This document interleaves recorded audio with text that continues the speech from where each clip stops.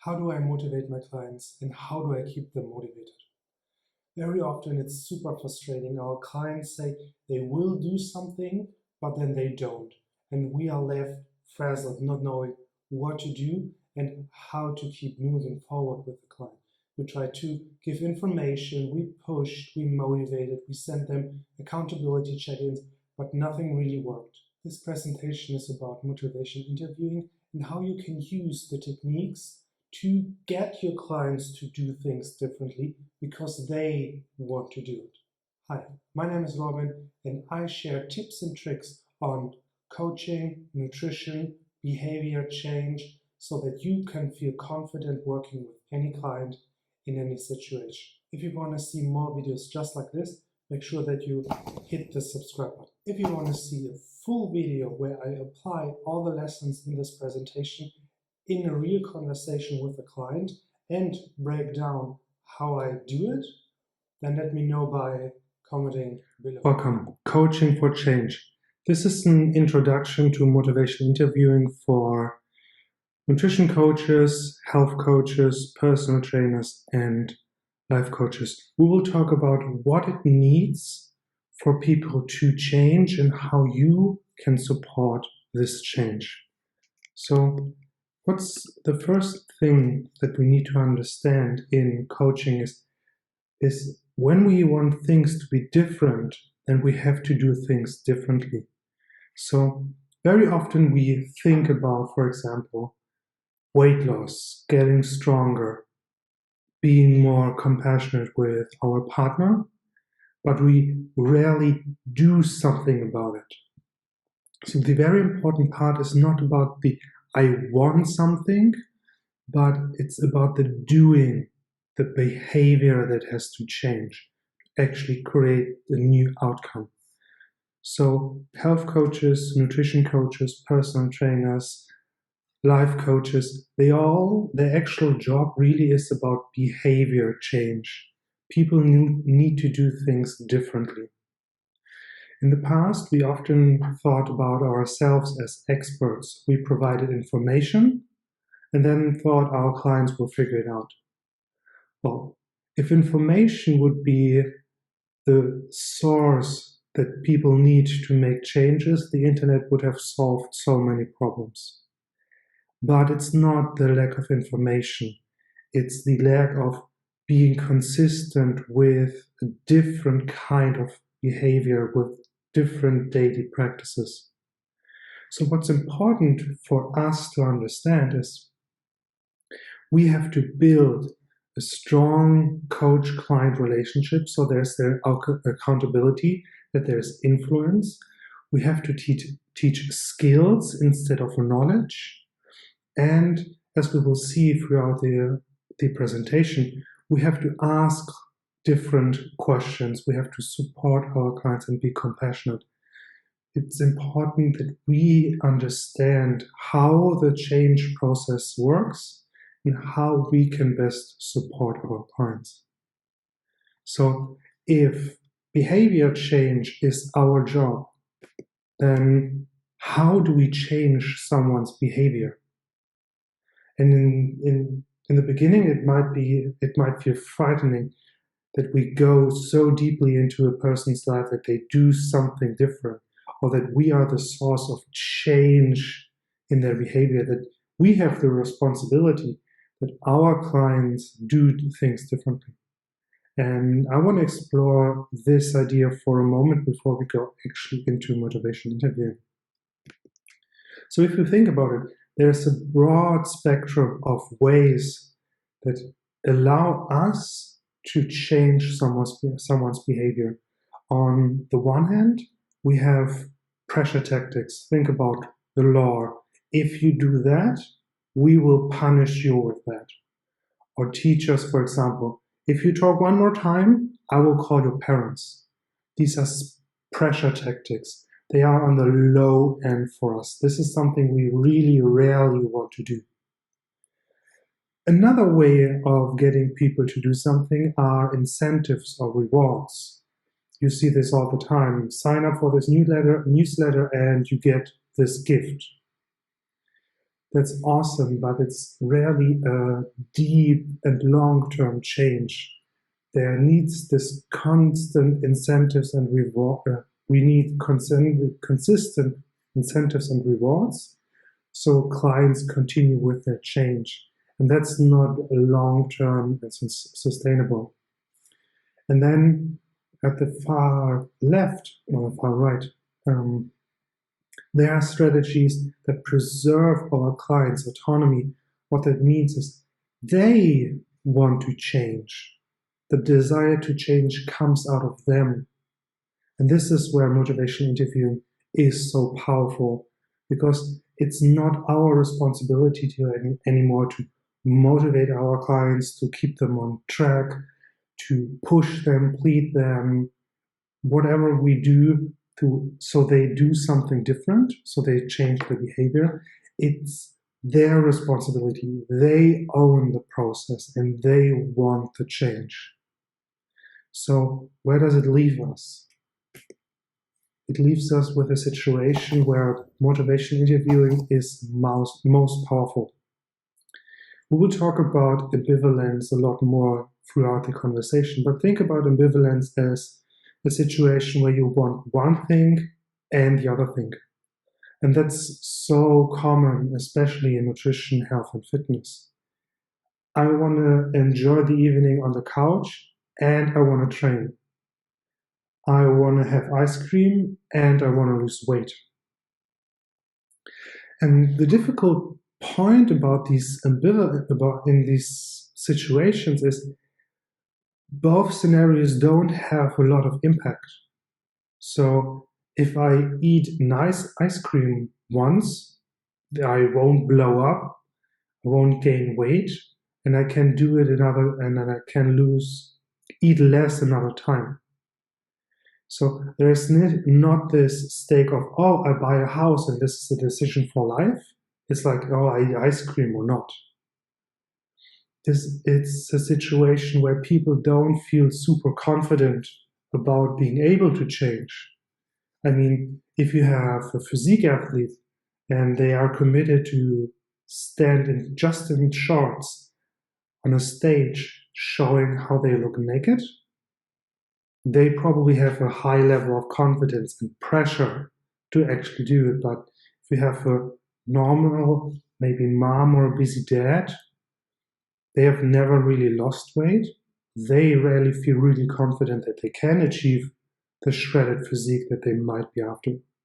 So motivation interviewing really is a way of communicating when the importance is relatively low, so we have time to talk with clients about it, but the confidence is low and ambivalence is high. So both decisions are attractive to the client.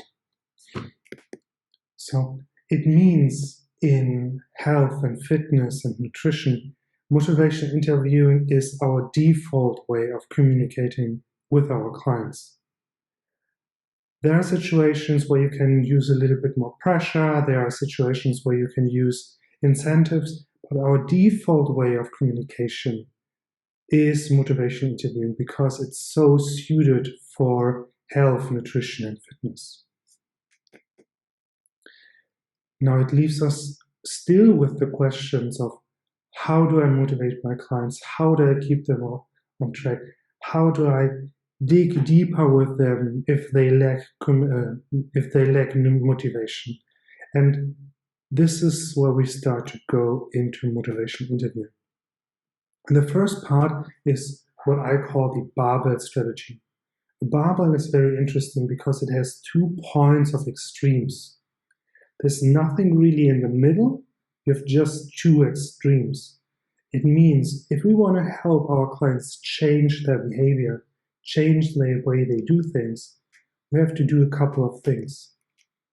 First, we have to remove ambivalence and resistance, because our clients are not unmotivated.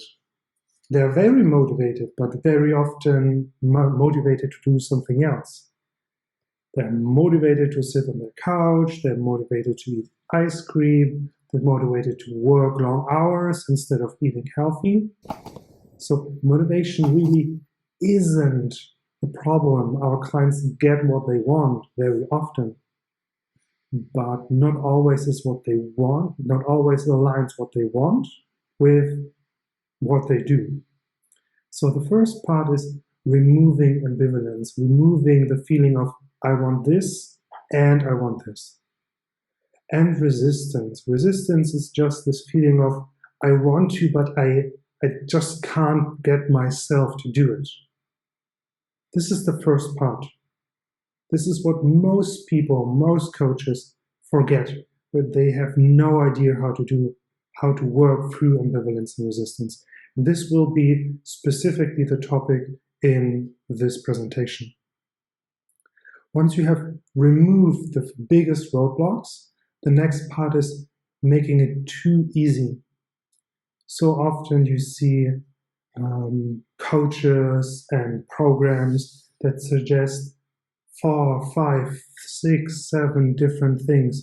You need to drink water, you have to exercise 3 times a day, you have to eat protein, vegetables, smart carbs, good fats, you have to sleep, you have to de-stress, you have to meditate 3 times a day. And that's so overwhelming. Think about a busy parent with maybe 2 kids. They have a job, they have a spouse, they have kids, the kids might have activities, they themselves have activities. There's so much going on in their lives. And if you then start to say, oh, you have to make time for this and that and this, and you have to learn this and that, it gets out of proportion. And the very important part here is make it too easy for them. It's not our decision what is too easy. It's their decision. Slowly, I hope you understand, if there is nothing that resists change, if there are no roadblocks, if we make it too easy for them, so that it's super easy for them to actually do this stuff, and then as a third part, we connect their deep desires with this action, then suddenly behavior change becomes very, very easy. Because there's nothing that's blocking them. That's the one end of the barbell. And then there are strong reasons why I want to do something. For example, getting fit, training 3 times a week is not super exciting. But if you connect it with, oh, if I train 3 times a week, I can look attractive to my partner, or I will be able to play with my grandchildren. This is a strong reason why I go to the gym or why I want to eat healthy. So keep this in mind when you are working with clients and they want to do things differently. First, remove ambivalence and resistance. Make it too easy for them to say, really? That's it? I can do that. If you have this feeling from the client, imagine they come back with a big smile. Hey, I did the thing, so what's next? Imagine having this conversation, your client asking, okay, what's my next step? And then, even when situations are hard, they remember why they're doing it. So, eating no ice cream, eating their vegetables is their way, their step towards feeling good when they're on the beach with their family. So the first part in this whole discussion on removing resistance is, what is our role? Because we have a strong role in creating resistance. And we are taught as nutrition coaches, health coaches, life coaches, personal trainers, that we are the experts. We have the knowledge and the skills, and we provide the solution. But as we will see in the video here, this is not how it works. So let's look into the video. It's just, there's all this pressure, you know? And sometimes it feels like it's right up on me and I can just feel it, like literally feel it in my head, and it's relentless. And I don't know if it's going to stop. I mean, that's the thing that scares me the most, is that I don't know if it's ever going to stop. Yeah. Well, you do have a nail in your head. It is not about the nail. Are you sure? Because, I mean, I'll bet if we got that out of there. Stop trying to fix it. No, I'm not trying to fix it. I'm just pointing out that maybe the nail is causing. You always do this. You always try to fix things when what I really need is for you to just listen. No, see, I don't think that is what you need. I think what you need is to get the nail See, out. you're not even listening now. Okay, fine. I will listen. Fine. It's just, sometimes it's like there's this achy, I don't know what it is. And I'm not sleeping very well at all. And all my sweaters are snagged. I mean, all of them. That sounds really hard. It is. Thank you. Ow! Oh, come on. Ow. If you would just. Don't. If you have watched the video, take a second, press pause, and think about it. How did the coach feel in this situation?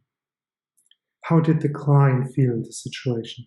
Was this a productive, helpful conversation? Because a very important question that we have to ask ourselves all the time is, how does it feel to be coached by me? Do you feel pressure to do things that you don't want to do? Do you feel like you're disappointing your coach when you're not doing it? Is it uncomfortable? Or do you feel empowered, that you have the autonomy, it's your decision, and you are working on things that are important to you? Can you imagine how different clients will think about you and act when they feel like, oh, this is my process. I want to do this. It's not coach's idea, it's my idea. And how can we get there? And the important part is that we change the way we think about how we help our clients. So their resistance very often is our fault. We want to help change them, and we want to be the experts. But all of this, putting our agenda onto them, pressuring to do things that we think they should do, all creates this, no, that doesn't feel right. And you're not a bad coach. You just fear, if my clients don't change, I'm a bad coach. If they don't get results, I will be out of business. So this pressuring and the idea of motivating my clients is so easy because it comes from a deep fear within us.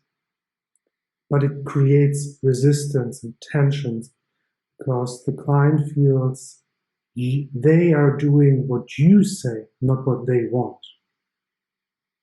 So how can we change the dynamic? We have to find a different stance, a different way of being with our clients. It's not we are the experts. It's more we are curious and we are compassionate guides. We understand change is hard, and we help our clients work through this. What you will notice probably in the next few slides is how many questions we ask now.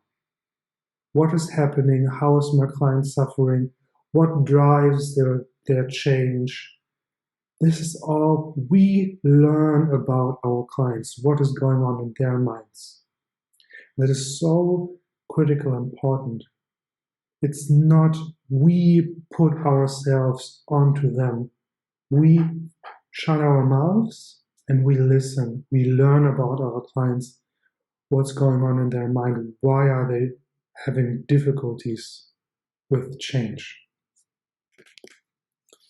Now, I completely understand that quieting this voice in your head is really difficult because the client starts to talk about this is difficult and this is hard and I don't know how to do this, and you have this urge to tell them what to do. And that's natural. You're in this field to help people. But we have to understand that us helping them is not always helpful. It makes us feel good, but it's not helpful for our clients. So what can we do about this? And one way that I use very often, and that has been very helpful for my students as well, is the idea of play.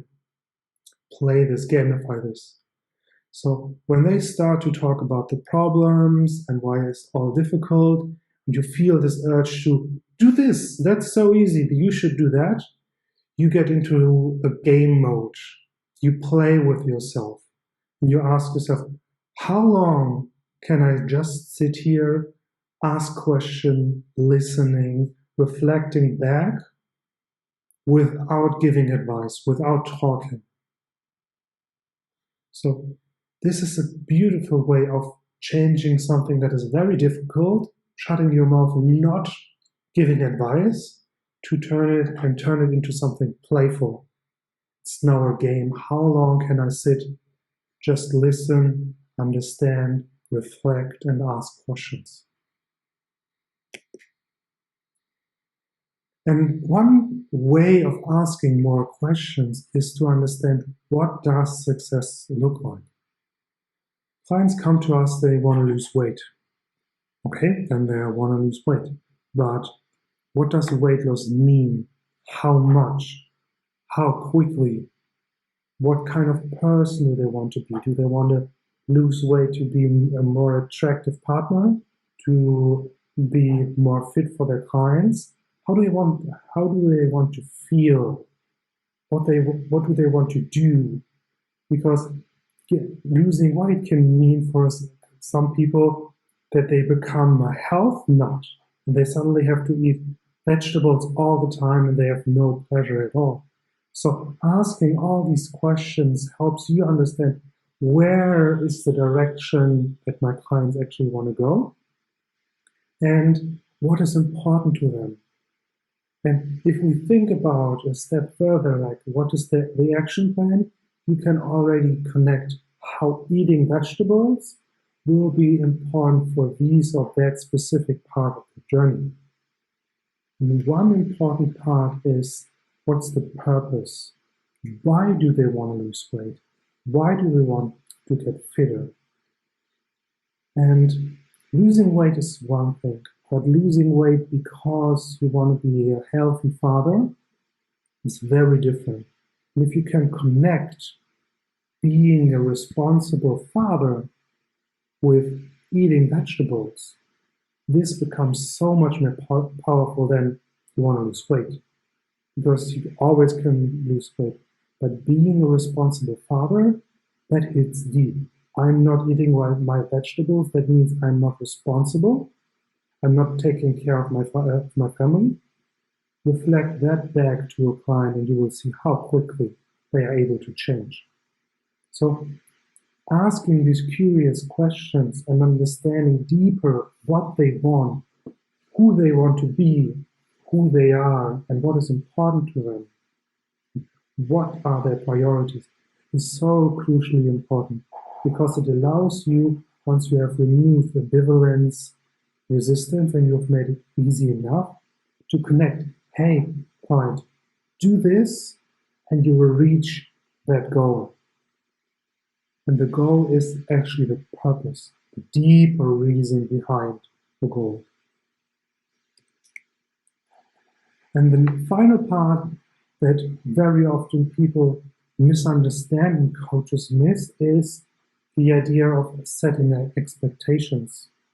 It takes a lot to reach a goal, but very little to make a goal. So saying, oh, I want to lose 100 pounds, that's easy. You can say it, you can leave it, nothing happens. But doing the work of losing 100 pounds is massive.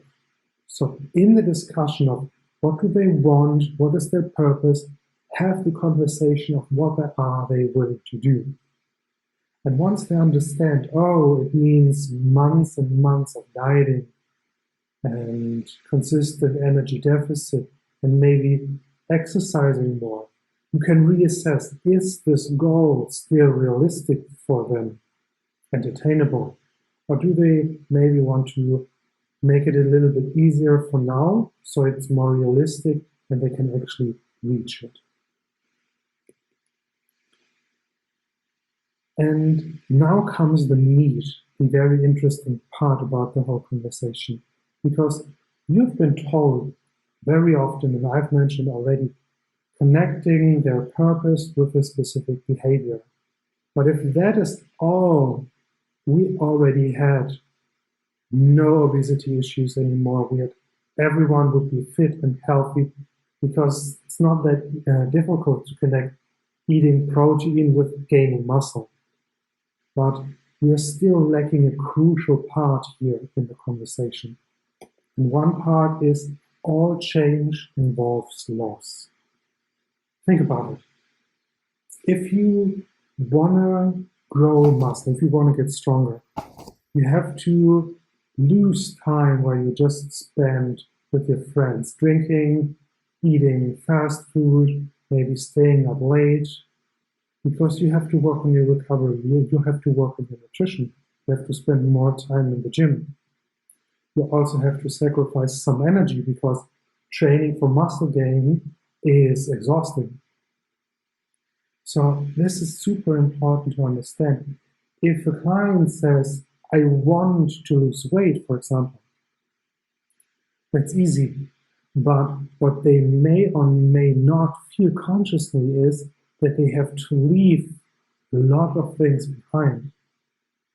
Losing weight means it's not just, hey, let's call the pizza service and eat pizza. It means, oh, I have to shop and I have to let go of this comfortable feeling of sitting on the couch with my spouse. This is very important to understand. There's grief in the process of change. And this is something that I often talk with my clients about. When we say yes to something, what do we say no to? So saying yes to losing weight means saying no to eating ice cream every night. Or saying yes to gaining muscle means saying no to always feeling 100% energy and having never ever muscle ache. Understand this and explore this, and we will talk about exploring this ambivalence and this loss in a moment. And I used this figure already. Ambivalence means having worries and mixed feelings and oftentimes competing commitments about something. It's this feeling of I want this and I want that. I want to sleep longer, but I really love lying in my bed with my spouse talking about the day. I want to lose weight, but it's so important to me to eat ice cream with my family when it's summer. I want to spend more time in the gym, but I have to build a business as well, make time and work for my family.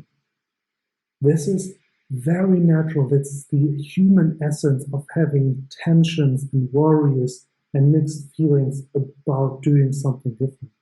And so many people just brush over it, just think, oh, this is the goal, that's where I want to go.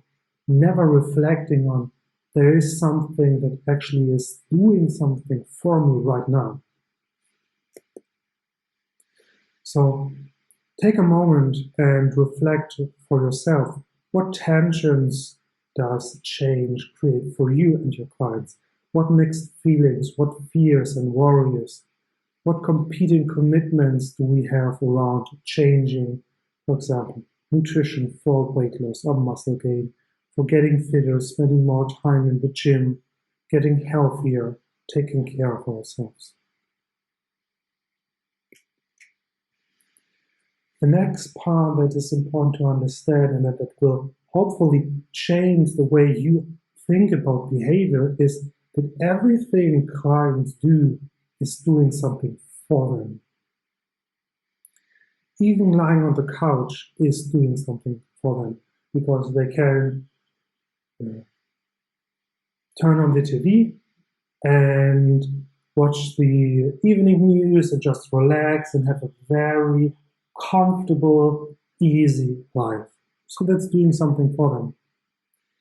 Even eating disorders do something for the client because it gives them a sense of control. When everything falls apart, we can still control what we put in our mouth. So whenever you think about a client's behavior, think about what is this doing for them. This is so critical and important. Because behaviors can solve a problem, like I don't want to go to the gym, so I turn on the TV and I distract myself and suddenly it's too late. They can show our values and priorities. A husband that works long hours can mean they want to make sure that the mortgage is paid, that food is on the table, and no one in the family ever has financial insecurities. Or it helps us to cope. Drinking very often is a beautiful way of forgetting one's problems for a while. So everything a client does has a benefit for them. And if we understand this benefit, or if the client understands this benefit, our behaviors suddenly make much more sense, and we can start to work with it. And that's also how resistance comes into play, because all changes involves loss, and all changes involves resistance. What is resistance? And it's actually the feeling of keeping us safe. There's this beautiful image that you see on the slides that people throw around all the time. And it's true, but there's a very deep human mechanism and desire to stay in that comfort zone, because this is the safe zone. I know what's happening, I know what's going on, there's nothing new, nothing worries me, I like it here. So resistance to change this, I want to do something, but I can't get myself to do it, is very much about I keep myself safe. Very important to understand. Both ambivalence and resistance, it's not lack of motivation, excuses, it's basic human experience of change. And if you can work through ambivalence and change and help your client resolve both, you're so far ahead of dealing and helping your clients dealing with change. So think about a resistant or a difficult client. Have you ever had a client that always says something, they want to do this, but they never do that? Think about their behavior as a way of resistance. What did they do? What did you do? How did it work for you? So now we come to the crucial part, the important part. How can we actually work through ambivalence and resistance? And the part is not let's break through. You see it on Instagram all the time. You have just to break through your limits. You just want to eat bad enough, and so on and so on. This doesn't work for most people. So we have to be curious and compassionate about the process. We have to ask ourselves, and we have to ask the client, what do they don't want? What is pushing them away? What do they want? What pulls them towards change? And where do they feel stuck? And let's go a little bit deeper, because there are 5 crazy questions that allow you and that allow your clients to express their ambivalence and resistance. We can always start with the benefits of the status quo. So what is good about right now? And you can ask 2 different questions or both. They can be very insightful. So What is bad about changing? Give this monster a voice, let it speak, let it come out, so suddenly it's not as horrible anymore. And what is good about not changing? Oh, I can spend more time on the couch with my loved ones. What is bad about changing? Oh, I have to wake up earlier and go to the gym. Let this out. Let your clients express these benefits of not changing and just listen and reflect. How we go about working with it is something we will explore in a minute. Siding with the benefits of the status quo, and on the other hand, the benefits of change. So what is good about changing? How will your life be better? What would be bad about not changing? And that's very often connected with the last question. So imagine you continue your behavior for the next 5 years. Where do you be? How will your life be different? Do you like that life? So if someone is very healthy and unhealthy and gains a lot of weight, imagine where you will be in 5 years. You will gain so much weight that you cannot leave, that you cannot walk, that you cannot leave your apartment anymore. This can be a powerful question for people to consider. Oh, what I do every day has an impact on my future. Now, we talked about the idea of being compassionate and curious and not being a fixer. This urge comes up again, the expert role, the fixer role of, oh, you don't like this? Here are 10 different ways of doing it differently. But don't fall into this trap. Don't fall into this trap, because you would be again fixing your client, pushing your agenda, what you think is best for them, onto them, and you're back into resistance. So how can you respond without fixing? And the key is reflections. Reflections are statements, they are not questions, statements, and they essentially summarize what the client said back to them. I like to think about them as reflections, as mirrors. The client says, oh, eating healthy is so expensive. You can reflect back. So money is important for you beyond taking care of your body. You have not fixed the problem. You have not argued, oh, eating healthy is not expensive. You've just given them back what they said. And this is so crucially important because it focuses your client on change. Think about it. They said, I want to lose weight, and I don't know, and I'm super busy. And you reflect back, oh, losing weight is very important to you. Now what happened? They said it, you reflected it back, so they heard that they want to do it, and now they have to respond to it. They already committed to change 3 times just with one reflection. If you push and you say, oh, eating healthy is not that expensive, they argue back. They get stuck in this position, oh, eating healthy is very expensive. But if you reflect back their desire to change, they hear the desire to change again and again out of their mouth and out of your mouth. That is why this makes such a big difference. Not pushing for change, but letting them go, giving them the time to consider change. So how could reflections look like? I'm tired. I've got so many things to do before I prep my meals. And there are many, many different ways how you can respond to that. Very simple is, you're too busy to prep your meals. Or you can highlight both sides. You want to take care of things and you want to prep meals. Normalize it. A lot of people struggle to find time to prep their meals.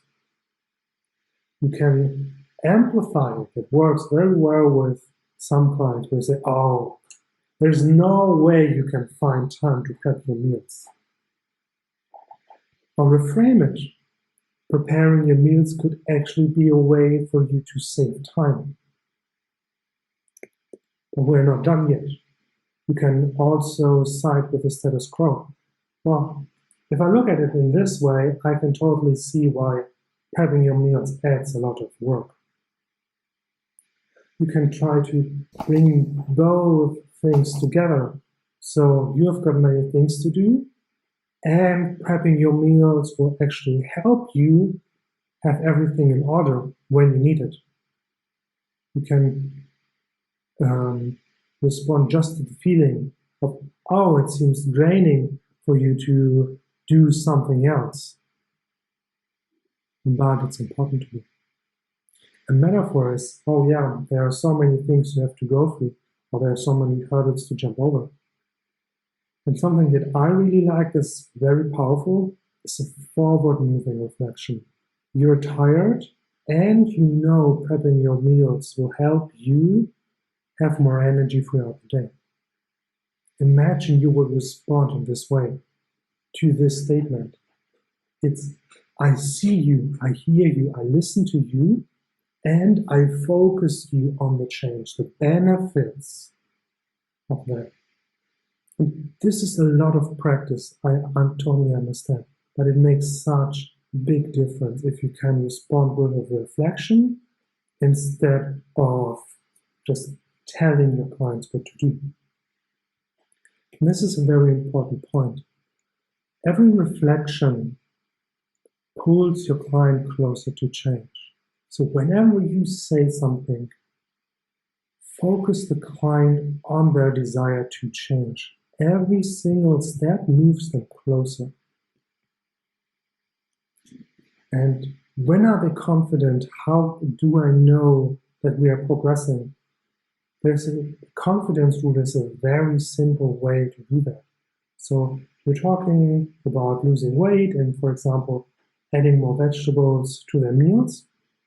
Then you can ask, okay, how ready on a scale from 1 to 10 are you to eat one portion of vegetables every day? And they say, 1, no way, that's way too difficult, or I'm already eating a salad every day at lunch, so I can easily do 2. And now you're making things more specific. You have, through the conversation, through the reflections and resistance, determined one way where you see, oh, there's maybe a gap. They don't feel super ambivalent about this change. They're not super resistant about this change. And now you see, oh, okay, eating vegetables could be something they are interested in. Let's check how confident are they. And then you have many ways to continue the discussion. It's not just, oh yeah, I'm a 5 on eating. So I'm 1 out of 10. I'm a 5 out of 10 who's confident that I could eat twice a day or vegetables twice a day. Cool. Then you can continue the conversation by, for example, asking, okay, what would it take for you to be more ready, to be a 6 out of 10? And they might tell, yeah, I might need a way to prep my meals so I can have them at the ready when I go home. Or I need some ideas on how to include vegetables in my breakfast. Now we're getting specific. So when they're not already very, very confident, you can use this question of, oh, what would it take for you to be more confident? Or on the other hand, if they're not very confident, you can look for less. So you see how they are very confident. Maybe they said they are 4 on the confidence ruler. Oh, I'm surprised. You're a 4. I wonder why you're not a 3. And at first, this might be counterintuitive. Why do I ask them why I'm not lower? But think about it. Now they have to tell you all the reasons why they can make a change. And imagine what it feels like when your client suddenly starts to argue for change. They give you all the reasons why they can change. How different is it from arguing and pushing and pleading and begging, do this and motivate them, to, oh, coach, I have this, and that. And because of that, I can eat a meal twice a day or vegetables twice a day. So, and based on the confidence, you can also change your language. If you have someone who's not really confident, use very mild and low confidence language. For example, you could respond with something, so you're considering doing things differently. There's no pressure, there's no harm, there's no immediacy. So there's just, yeah, I think about considering doing things differently. Or if you want to be a little bit more specific, you can say, let's imagine for a second that someone with your strengths, with your resources, would try to solve this problem. How would that might look like? They know, you talking about them making a change. But the way you phrase it is about, okay, let's imagine. Just let's talk about how that might look like. So there's no pressure, no immediacy, there's no fear of actually doing something. And on the other hand, if you have someone who's very, very confident, you can say, okay, so what's next? How are you going to solve the problem? Can you see how this little change in language can have very different feeling for a client? One is, oh yeah, this is really just exploring how it could look like, and the other hand is, okay, let's go. And let me reiterate this part that's so important. You're both walking along a journey, and every reflection, every step narrows down the choices. With every step you try to make, you find the next action that they feel comfortable or more comfortable with, more ready and willing and able with. It's not, oh, let's try to find all the reasons and all the next actions. With every step, you try to focus your client more and more and more. Sometimes there are loops, that's normal, but you always have the idea of, okay, I move my clients forward so they feel more confident with every iteration. And sometimes in this motivational interviewing conversations, you're coming to the point of, okay, when do I actually stop exploring and start planning? The good rule of thumb is if they are 9 out of 10 confident on the confidence ruler, you can move to the next action. Remember, this is still a collaborative process. Don't fall back into, okay, now you're 9 out of 10 confident, I tell you what to do. It's still a process where both of you come up with the next action. One way to do that is choosing from the menu. So you probably have a lot of ideas how your client could approach eating lean protein every day. And your client maybe have also a couple of ideas how they could do it. Now you can basically make a list of all the potential ways of how the client could integrate more lean protein in their daily practice or in their daily meals. And now you can discuss and see what are they willing to do, what do they want to do, and what they want to do. This is another way of exploring. Okay, client, what do you want to do? How do you want to solve this problem? What is important to you? What is negotiable? What could you imagine doing? And what are things that are completely no-go?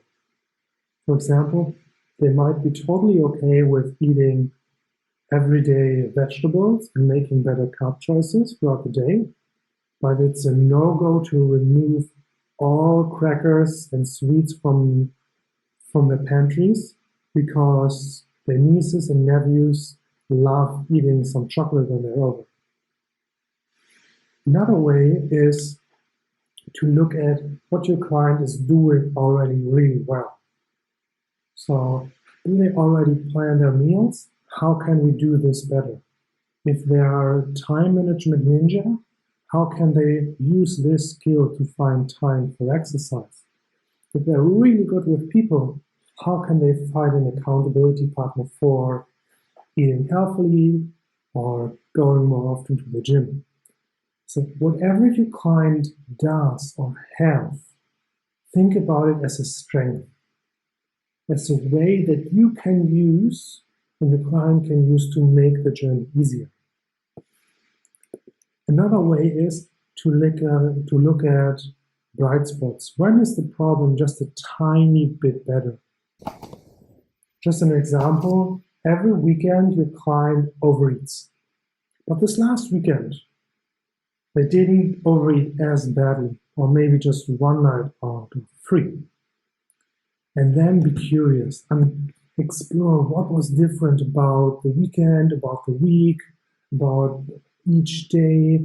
Try to find why they were able to eat less on this last weekend instead of the other weekends. And if you can pull out some information out of it, you can try and experiment with it. Does it help your client eat less over the weekend more often? And that's such a natural way of doing things. It's not you have to come up always with a solution. You don't have to push all the information and have all the answers. It's about you and the client exploring and finding solutions that are already there. And also imagine how it feels for the client. Because this is not suddenly something that coach said and I have to learn. It's really, oh, I'm amazing. I have all these unique, cool things that I use. They go out of your coaching session and feel like superheroes because you're highlighting what is good, you're highlighting what is working well, you're highlighting what they want to do, you're allowing them to feel resistance and move past it. You make it so easy that they think, oh my God, the next 2 weeks will be so easy. Imagine how that feels both for you and your client. Now, how do we make this specific? We've talked and explored resistance and ambivalence. What are they willing to do? Yada, yada, yada. Now let's make it specific. We choose one action. We talked in the very beginning of the conversation. One action, it's not several, one. And we test if they feel confident. So how does it look like? For example, after a conversation, you could summarize, so based on what we have talked about, eating lean protein with every meal, eating vegetables 3 times a day, and making better carb choices are options that are available for you. Which of them does sound most doable? And they might say, oh, yeah, making better carb choices is their way to go. You can ask them, okay, on a scale from 1 to 10, 1 no way, and 10 that's way too easy, how confident are you that you could make better carb choices every single day no matter what? And they may give you a 7 or an 8, and then you can go back and explore, okay, what does it take? And that's an important part because that's so easy for us coaches to miss. How can we adjust the change? So making better carb choices with every meal might be too difficult, but choosing whole wheat bread instead of brownie for breakfast, that might be super, super easy. So we can change the change of for every meal to one specific meal. And suddenly the clients are more open and more confident they can actually do it. And one approach for me of shrinking the change is, how can I make this 50% easier? So if they eat 4 meals a day and they want to make better carb choices and 4 meals a day is too difficult, how about 2? 2 is too difficult, how about 1? 1 is too difficult, how about the days where you eat at home? Another way that I always use is, even if they say, yeah, 9 out of 10, I'm confident to do that, I still shrink the change. So if they say, making smart carb choices with every meal, 9 out of 10, no problem. I say, okay, with every other meal. And they sometimes look at me, well, that's too easy. And that's a beautiful, beautiful reaction, because they go home and think, even if I screw up, I'm still going to do my task. They come back with a big smile, telling you how they not just do every other meal, but they actually blew it out of the park and did every meal. So it's so easy for your client to over-deliver, and they're super excited and confident. They sit in front of you and say, coach, okay, what's next? What's next? Imagine how different coaching will feel when the client pushes for change. And if clients ask, okay, what does it mean every single day? For me, making a change every single day means they woke up late, they forgot to eat, the hell broke loose at work or at home, kids are screaming, the dog pooped on the floor, your bottle of olive oil fell to the floor in the kitchen, and you still will be able to do this thing. If you find next action where a client feels 9 out of 10 confident that they can do that, oh, you will see their smile when they say, oh, I had always great days and I made it super easy and I choose to do more, instead of coming back to you and saying, oh, I wasn't able to do what you told me to do. I choose to do more. How different coaching will feel if you apply these techniques. One final part, and that's super, super important, is to define success. What does done look like? Because talking about eating, making smart carb choices is easy, but how do clients know that they've done it? For example, eating lean protein with every meal is a little bit more specific. Okay, I choose a lean protein, I ate it, done. Making smart carb choices can be a little bit more difficult, because what's a smart carb choice?